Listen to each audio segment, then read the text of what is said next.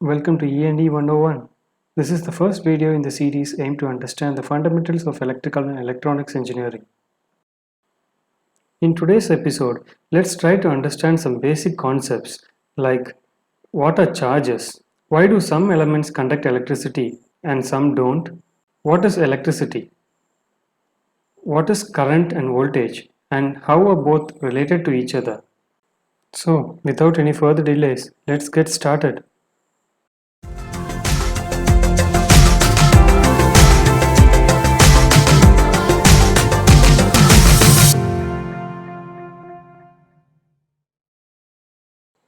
We have learned that everything around us is made up of atoms. They are the basic building blocks of matter. The atom consists of protons, which are positively charged, and neutrons, which have no charge or neutral in nature. Finally, the most important part, electrons, which are negative in charge. It is these electrons which are responsible for what we call electric current or electricity. Hence, the study of the behavior is aptly called electronics. The protons and neutrons group together at the center of the atom, forming the nucleus and imparts a net positive charge to it. The electrons, on the other hand, are distributed around the nucleus in orbits or shells, as they are called, according to their energy levels. This imparts a net negative charge to the atom. The important thing to note is these electrons absorb energy to move to an orbital with higher energy level, and they can lose energy to move to an orbital with lower energy level. The ways by which atoms lose or gain electrons or how electrons become free to move about play a crucial part in electrical conduction. Normally, the electrons and protons in an atom try to level up in terms of numbers so that the net charge is zero or neutral, thereby striking a charge equilibrium. When an atom loses an electron, it can no more maintain the charge equilibrium and it becomes a positive ion. It is no more electrically neutral. However, there's a catch here. For an atom to lose an electron, energy needs to be applied. This energy is needed for the electron to be dislodged from its energy level or orbital. What only matters is how much energy does that atom need to do so. Some elements are happy to give up the electrons in the outermost shell called valence electrons to attain this happy state, if I may call it so, and become positively charged ions. These elements conduct electricity, which is nothing but the flow of charges from one point to the other. Hence, we can call them conductors. Almost all metals are good conductors of electricity since they have this delocalized or free electrons. Some elements, on the other hand, don't have this tendency to lose electrons, or they don't do so unless you apply a large amount of energy. These elements are bad conductors of electricity. We can call them insulators since they don't allow the flow of charges through them. Plastic, rubber, or some examples. As long as an electron remains in an atom, they don't have an individual charge as the protons balance out their charge to make the atom neutral. But when an electron becomes free, it becomes a negative and are attracted towards positive charges. The atom that has lost an electron also attains a positive charge and attracts charges opposite in polarity to them. This process of charge separation is what is called ionization, since they result in formation of charged ions.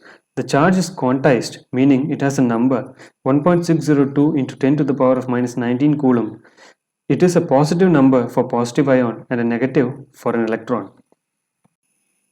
Let us take the example of commonly and most widely used conductor for electrical applications, a copper wire.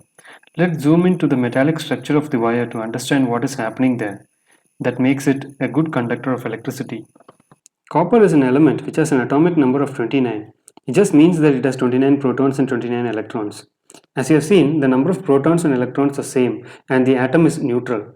But if you see the electronic arrangement of copper atom, the electrons are arranged according to the energy levels like 2, 8, 18 and 1 respectively in their shells, starting from the closest to the farthest from the nucleus respectively. This means that the atom has one valence electron that it is willing to lose and therefore the electron becomes delocalized or free electron. So you can consider the copper atoms to be arranged in a metal lattice as if number of positive copper ions in a pool of free electrons. Now, if we introduce a power source to supply some energy, in this case a battery, something interesting happens. If we connect the positive and negative terminals of the battery to the copper conductor, we are in fact creating a potential difference across the conductor. See, the free electrons in the copper were freely moving inside the conductor, bumping into each other and in random directions. Now, with the introduction of a power source across it, the electrons are all aligned to the electric field and feel a force to move towards the positive terminal of the battery. Well, now you may think that's alright. The electron has traveled halfway. Now, what happens to the void, otherwise called the hole, that was created in the metal due to the loss of one electron? How is that balanced? Well, take this. The battery is nothing but a power source with its own chemical reaction that's going on inside it. This chemical reaction helps it to maintain a positive and a negative polarity across its terminals. You can think of it this way. The negative terminal of the battery has a negative polarity because of the excess of electrons that are present there. Now, it's only natural for this electron to get attracted towards the hole or the void that is created in the conductor due to the loss of one electron. Thus, the electron moves from the negative terminal of the battery to the void and the circuit is completed. This understanding of the direction in which the electron moves and the positive ion moves is crucial in understanding what is conventional current direction and electron current direction. Hold the thought and don't try to worry about it too much because I'll talk about it later in this video.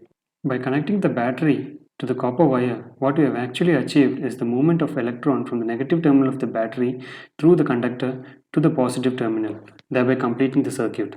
Of course, what I've shown here is the path of a single electron for demonstration purposes. Actually, there are n number of electrons inside the conductor that can flow in the circuit by connecting the power source across it. If you take one particular point in the circuit and analyze, we can see that there are n number of electrons passing through that point, whose total charge can be calculated by the product of the number of electrons and the charge of one electron, which happens to be 1.602 into 10 to the power of minus 19 coulomb. The negative sign indicates that the electron carries a negative charge. Incidentally, the rate of flow of charge happens to be what we call electric current. In other words, it is the charge per unit time. In other words, it is the total charge flowing through the circuit at any given point in a second. The SI unit of current is ampere. Well, if you think of it, the current began to flow in the circuit only when we introduced a power source.